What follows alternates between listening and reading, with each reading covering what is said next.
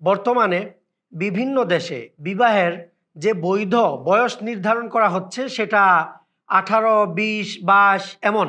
অথচ 18 বছরের পূর্বেই অধিকাংশ যুবক যুবতী বিবাহের উপযুক্ত হয়ে যায়। ফরাসি অমুসলিম দার্শনিক মন্টেস্কিউ একটি গ্রন্থ রচনা করেছেন দ্য স্পিরিট অফ ল নামে।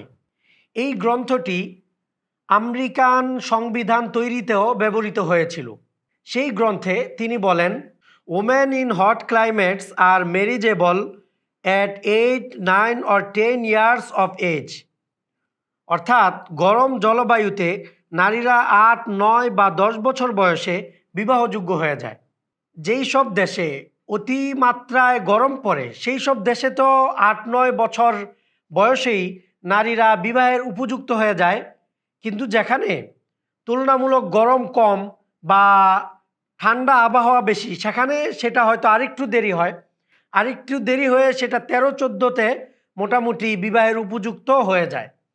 তো 13-14 সর্বোচ্চ 13-14 বছর পর্যন্ত বিবাহের বৈধ বয়স নির্ধারণ করা যায়, কিন্তু সেটাকে নিয়ে 18 বা 20-এ ঠেকানো কোনোভাবেই বোধগম্য নয়।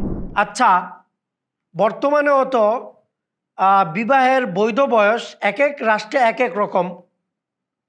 কোনো রাষ্ট্রে 18, কোনো রাষ্ট্রে 20, কোনো রাষ্ট্রে 22।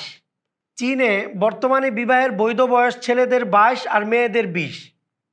তো এই যে চীনের আইন অনুযায়ী 20 বছর বয়সের আগে বিবাহ করা যায় না।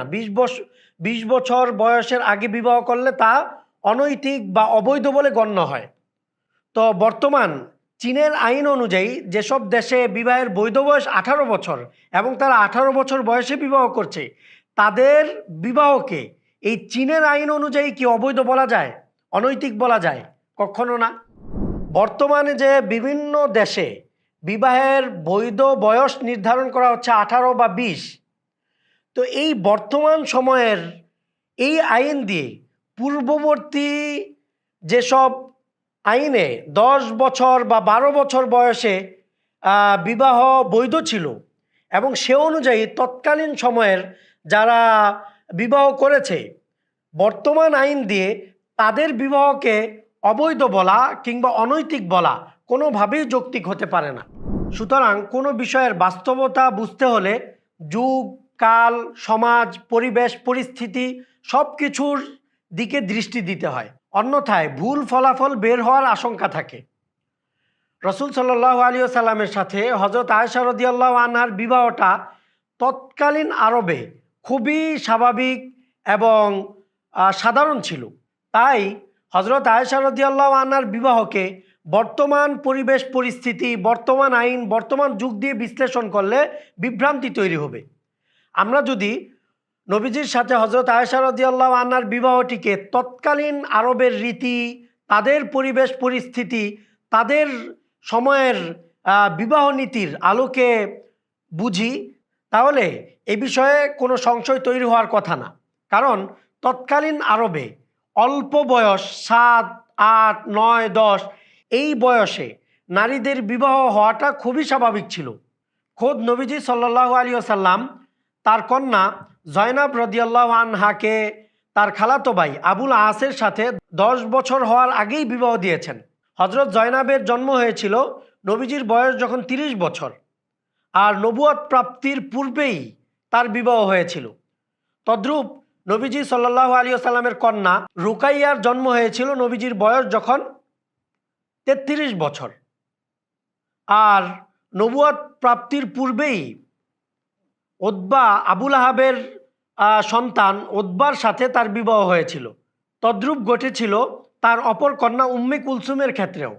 তো খোদ নবীজি সাল্লাল্লাহু আলাইহি ওয়াসাল্লাম তার 3 কন্যাকে 10 বছর হওয়ার আগেই বিবাহ দিয়েছিলেন, কারণ তখন এই বয়সে বিবাহ হওয়াটা খুবই স্বাভাবিক ছিল। এখানে কেউ কেউ বলে নবীজি তো তার কন্যা ফাতেমাকে অল্প বয়সে 7, 8 বছর বয়সে বিবাহ দেননি। তো আসলে এই কথা অযৌক্তিক। তৎকালীন সময়ে 7, 8, 10 বছর বয়সে বিবাহ দেওয়াটা স্বাভাবিক ছিল। তাই বলে যে সবাইকে 10 বছর বয়সের আগেই বিবাহ দিতে হবে তা তো আর আবশ্যক ছিল না। যেমন বর্তমানে বিবাহের বৈধ বয়স 18 বছর। এরপরেও তো অনেক নারীরা 25-26 বছর বয়সে গিয়ে বিবাহ করে। এর অর্থ কি এই যে তারা কোনো অযৌক্তিক কাজ করছে? তো তৎকালীন আরবে 7-8-10 বছর বয়সে বিবাহ হওয়াটা স্বাভাবিক ছিল। তাই বলে তো এটা আবশ্যক ছিল না যে সবার বিবাহ 10 বছরের আগেই হতে হবে। সুতরাং এখানে নবীজি কেন তার কন্যা ফাতেমাকে 10 বছরের আগে বিবাহ দেননি, এই আপত্তি করা সম্পূর্ণ অযৌক্তিক এবং কমন সেন্স বিরোধী। মোট কথা, তৎকালীন আরবে 10 বছরের পূর্বে বিবাহ হওয়াটা অস্বাভাবিক কিছু ছিল না।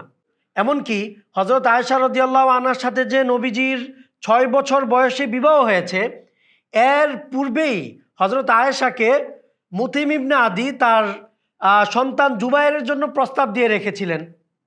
তো যদি এটা অস্বাভাবিক হতো তাহলে মুতিম কেন 6 বছরের আগেই তার নিজ পুত্র জুবাইরের জন্য আয়েশাকে প্রস্তাব দেন? সার কথা, আমরা যদি হজরত আয়েশার সাথে নবীজির বিবাহের বিষয়টি তৎকালীন আরবের পরিবেশ পরিস্থিতি, সামাজিক অবস্থা, বিবাহের রীতিনীতি সব কিছু দেখে বিশ্লেষণ করি, তাহলে এই বিবাহকে আপত্তিকর বা অনৈতিক বলার কোনো সুযোগ নেই। আল্লাহ তাআলা আমাদেরকে সঠিক বুঝার তৌফিক দান করুন। আমিন। ওয়া আখিরু দাওয়ানা আনিল হামদুলিল্লাহি রাব্বিল আলামিন।